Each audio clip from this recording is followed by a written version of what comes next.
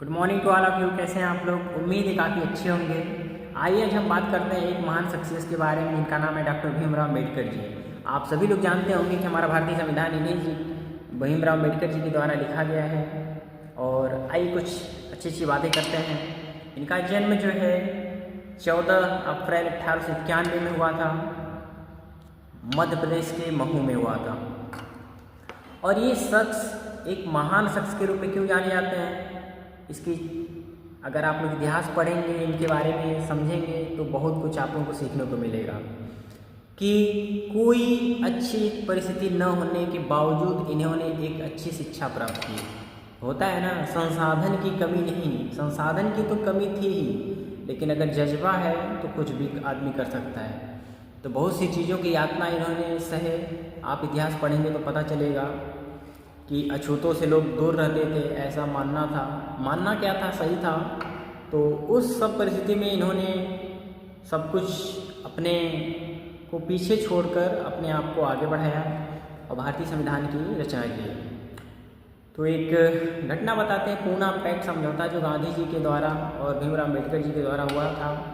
छोटा सा, ये अपने वर्ग के उत्थान के लिए काफ़ी कुछ किए हैं, इसलिए यहाँ पे आज के दिन हम लोग अम्बेडकर जयंती मनाते हैं, सब लोग मनाते हैं।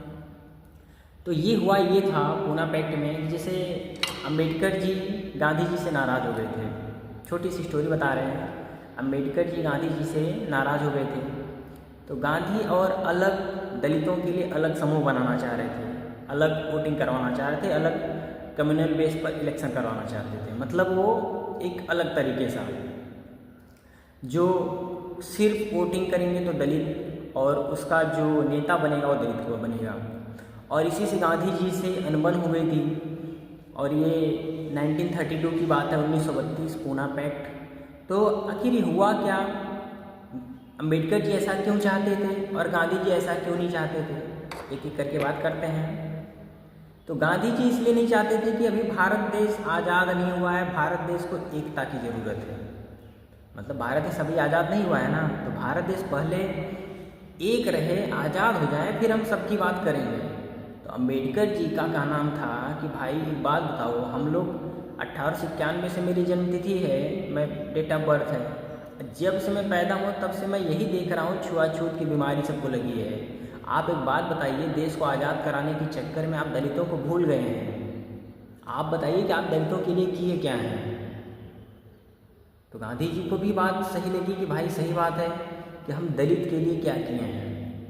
तो गांधी जी और उनके बीच कुछ समझौते हुए, और उन समझौतों में कुछ बातें हैं जो मैं आपको बता रहा हूँ। जैसे दलितों को मतलब नेता बनने का पूरा उनको अधिकार दिया गया, समझ में आ रहा है? मतलब वोटिंग से लेके हर एक चीज़ में उनको पार्टिसिपेट किया गया, एकदम जो दर्जा सबको दिया जाता है वो दर्जा दिया गया। एक समझौता था। दूसरा ये है, राजनीतिक दर्जा दिया गया। दूसरा ये था कि गांधी जी बोले कि ठीक है, हम मानते हैं हमसे कुछ गलती हुई है। तो गांधी जी जो दलित लोग हैं उनको एक नाम दिया जिसका नाम है हरिजन। आप लोग सुने होंगे, सब लोग बोलते हैं हरिजन हरिजन हरिजन, ऐसा कुछ बोलते हैं, मतलब हरिजन बस्ती टाइप ऐसा कुछ। तो यहाँ पर गांधी जी हरिजन बोले थे, मतलब ये लोग जो दलित लोग हैं ये भगवान के प्यारे हैं, हरि के लोग हैं, भगवान के लोग हैं, ठीक है। तो गांधी जी और अम्बेडकर जी के बीच समझौता जो हुआ उससे सहमति बनी, और फिर देश को स्वतंत्र कराने में लोग अपना अपना योगदान दिए। और अम्बेडकर जी के बारे में और कुछ बता रहे हैं। अम्बेडकर जी जो है 14 अक्टूबर 1956 में ये बौद्ध धर्म अपना लिए। 14 अक्टूबर 1956 में बौद्ध धर्म अपना लिए, और 6 दिसंबर 1956 न्यू दिल्ली में 65 साल की एज में एक पंच तत्व में विलीन हो गए। और अम्बेडकर जी के अगर बारे में अगर जानना है तो आप एक बार अम्बेडकर जी की जीवनी पढ़िए, आप लोग सब कुछ देखिए। कुछ चीज़ें ऐसे हैं जो लोग अम्बेडकर जी को फॉलो करते हैं, मैं उनको कहना चाहता हूँ कि अगर आप उनके नियमों को फॉलो कर रहे हैं तो उनके आदर्शों को भी पालन कीजिए।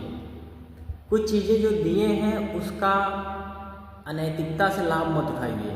वो क्या सोच के दिए थे, आप लोग उस चीज़ को समझिए, तो शायद आप लोगों को पता चलेगा कि अम्बेडकर जी क्या सोच कर दिए थे।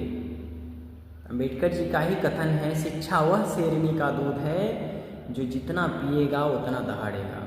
तो सही बात है, अगर हम एजुकेटेड हैं, पढ़े लिखे हैं, हमारी लिटरेसी अच्छी है, तो माय डियर कोई भी ऐसा नहीं है जो आपके सामने कुछ बोल के कुछ झूठ ऐसा कुछ या आपके अधिकार का हनन करके चला जाए। तो ये थी अम्बेडकर जी की नीति, बट आप लोग उन्हें फॉलो करें, उनके आदर्शों पर चलें। और डॉक्टर भीमराव अम्बेडकर जयंती की ढेर सारी शुभकामनाएं आप सभी लोगों को। धन्यवाद। वीडियो कैसा लगा, कुछ छोटी सी जानकारी दिए हैं। Thank you everyone, bye bye.